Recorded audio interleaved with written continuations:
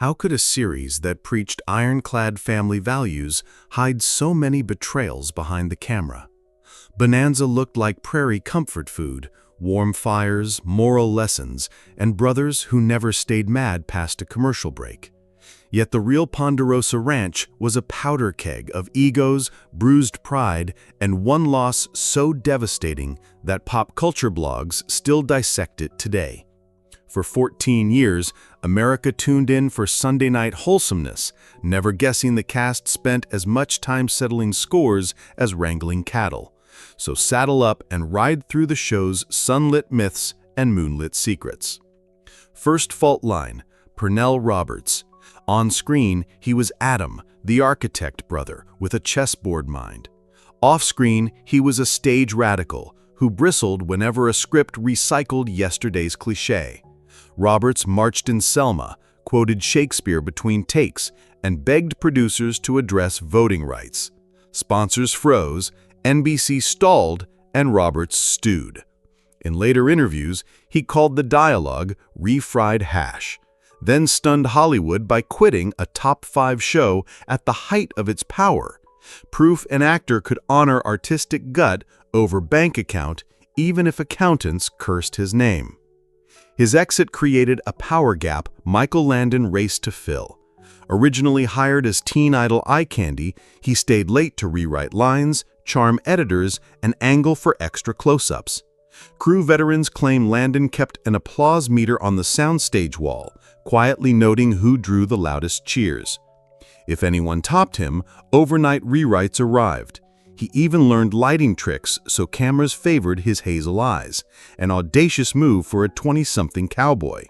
That hunger soon made Landon indispensable and unpredictable. Enter Guy Williams, fresh off Disney's Zorro. He joined as cousin Will Cartwright, combining fencing-class grace with movie star cheekbones. Fan mail spiked by week 2. Insiders whisper Landon watched like a coyote guarding territory. After just 5 episodes, Will visited relatives and never returned. Press releases blamed creative direction, but Set Talk insists Landon told producers 1 heartthrob per wagon. The abrupt farewell still fuels speculation panels at Western conventions. While egos clashed, scripts kept pushing boundaries. In 1964, writers mounted Enter Thomas Bowers, about a black opera singer denied hotel service. Roberts had championed the idea, yet it aired only after he left, proving progressive plots required nerves of steel and thick wallets. Southern affiliates threatened boycotts, but NBC held firm, earning both praise and blistering mail. Turf wars fell silent the morning Dan Blocker died. At 6'4" and nearly 300 pounds, Blocker's hoss was the show's heartbeat, strong enough to flip a saloon table, gentle enough to nurse a sparrow. In May 1972, a routine gallbladder surgery triggered a clot that killed him at 43. Castmates dropped phones and wept. Producers faced an impossible choice: recast, ignore, or honor the grief.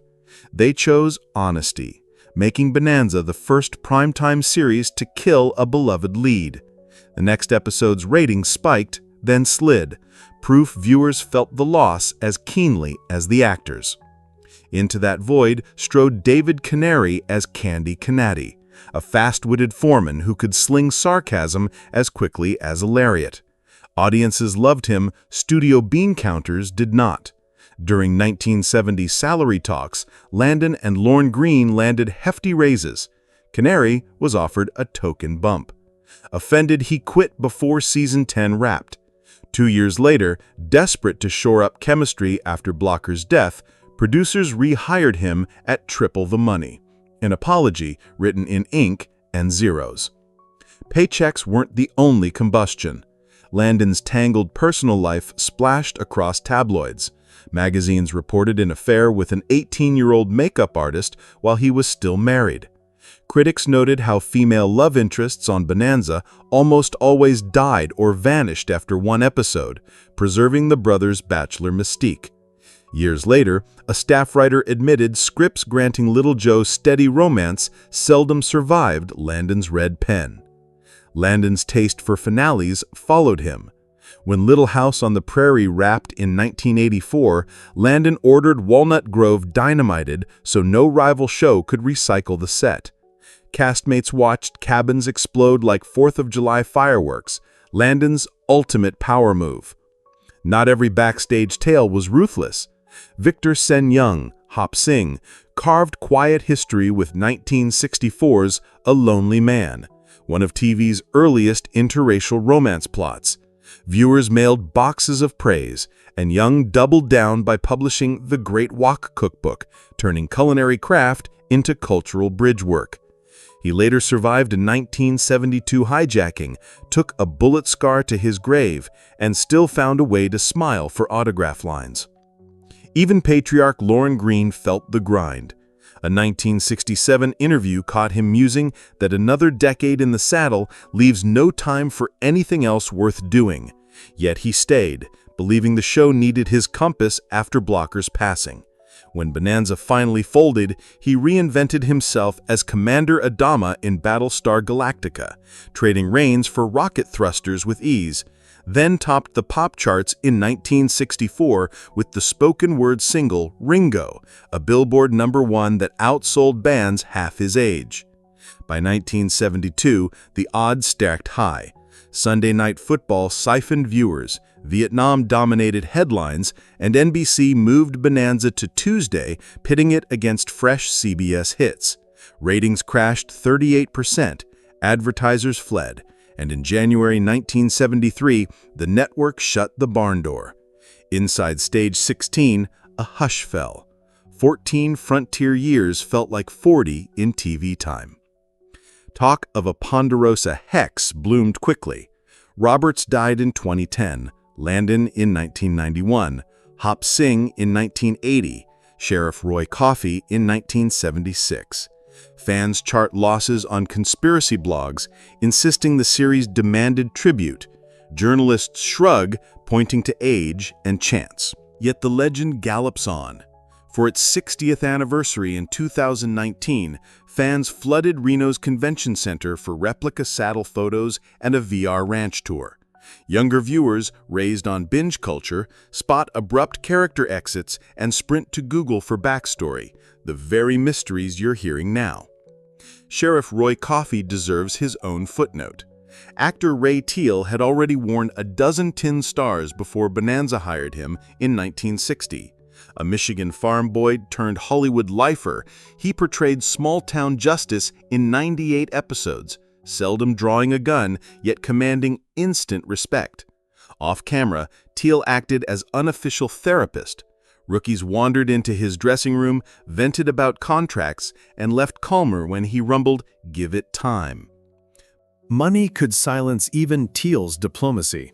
Mid-60s pay sheets leaked online in 2022 show Landon earning 4 times Blocker's rate. Wardrobe staff made more than Victor Sen Young, a snapshot of Hollywood hierarchy before residual reform. Merchandising widened those gaps. By 1965, metal lunchboxes, puzzles, and Ponderosa maps filled Sears catalogs. Green banked royalties for talking dolls. Roberts received nothing because he'd left too soon. Green later called the disparity embarrassing, but contract law shrugged. Fast forward to the streaming age, and Bonanza is everywhere. METV, Peacock Marathons, and since March 2024, the UK's Talking Pictures TV. Reaction videos show 20-somethings guessing each moral twist. One clip ends with a host admitting, "Came for cowboy memes, stayed for family therapy." September 2024 marks 65 years of Bonanza, with a sold-out Reno celebration featuring prop auctions and a hologram hoss. Industry whispers say Warner Brothers is eyeing fan turnout for a limited series reboot. Even offbeat corners of the internet keep the myth alive. A 2025 Reddit AMA with a former production assistant claimed Landon timed scenes on a gold pocket watch and called any setup over 3 minutes a snooze. Every new tidbit fuels a fandom that, like the Ponderosa itself, keeps stretching past old property lines. Fan podcasts dissect every costume stitch, pointing out that Little Joe's emerald jacket appears in 112 episodes, a subtle continuity anchor amid relentless casting turbulence and plot resets. Put it together, and the picture shifts. Bonanza wasn't merely a Western. It was an ecosystem of ambition, money, and invention. It launched a hit single, predicted today's merch-driven franchises, and proved that when one gear breaks, the whole machine stutters. Lose two, and even America's favorite ranch can't outrun entropy. So when you press play on your next late-night binge, remember the invisible chessboard behind those swinging saloon doors. Scripts marked in red, friendships forged and fractured, reputations guarded like bullion.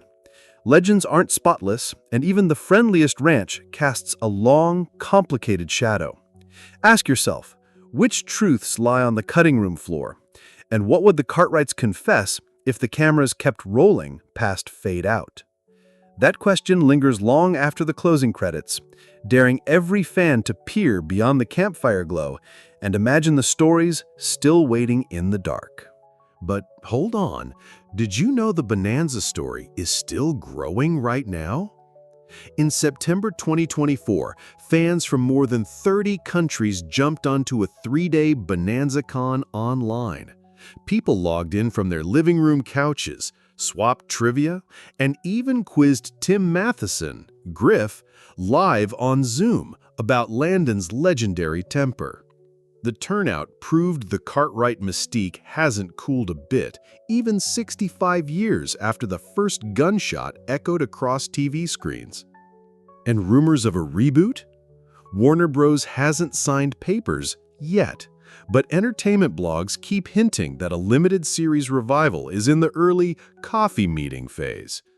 Studio insiders won't talk on record, though one Reddit thread claims a pitch deck is already making the rounds, with Yellowstone-style grit and a brand new cast of Cartwright cousins.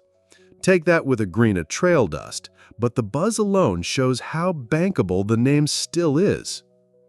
Meanwhile, the Walnut Grove blast keeps popping up in headlines. In a 2024 People interview, Melissa Gilbert said Landon's decision to blow up Little House's set felt like watching your hometown burn down. She understood his anger. NBC had just axed the show, but the crew sobbed as their wooden village turned to rubble. That moment sums up Landon in one image: sentimental one minute, dynamite in hand the next. The hush around Dan Bloker's funeral added another layer of mystery.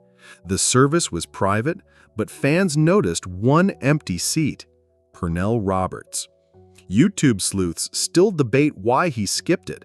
Some say the family wanted a small ceremony. Others claim Roberts couldn't face the grief after leaving the show on bad terms. Either way, the absence sparked decades of whispers that the two brothers never patched things up. Money talk gets crazier the deeper you dig.